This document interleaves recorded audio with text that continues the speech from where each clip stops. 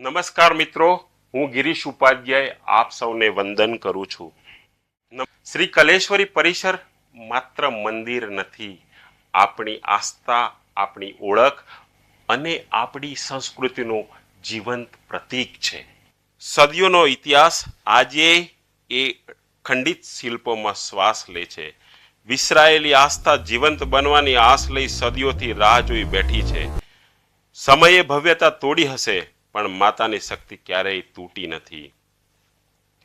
એક મોતી એકલવાયું, અંધારામાં અટવાયું ને અજવાળું જોખમાયું.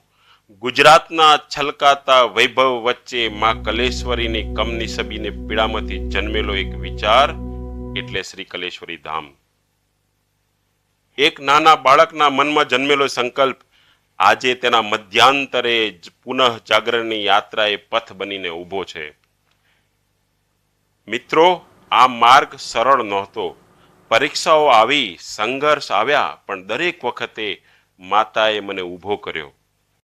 આ યાત્રામાં મને મળ્યા કળિયુગના બે મહાન આશીર્વાદ, શ્રી હનુમાન અવતારી નીમકરોરી બાબા અને શ્રી શ્યામ બાબા.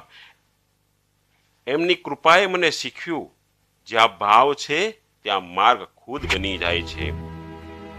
આ યાત્રા કે પીડા મારી એકલાની નથી.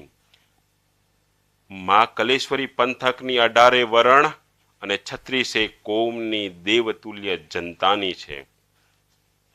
ચાલો સાથે મળીને મંદિર નિર્માણ થકી માં કલેશ્વરીની વિરાસતને ફરી જીવંત બનાવીએ. આ ક્ષણના સાક્ષી બનવા આવો મિત્રો. શ્યામ ચલે નનિહાલ, 5 એપ્રિલ રવિવાર સાંજે 5 વાગે, વેસુ, સુરત. શ્રી કલેશ્વરી માત કી જય.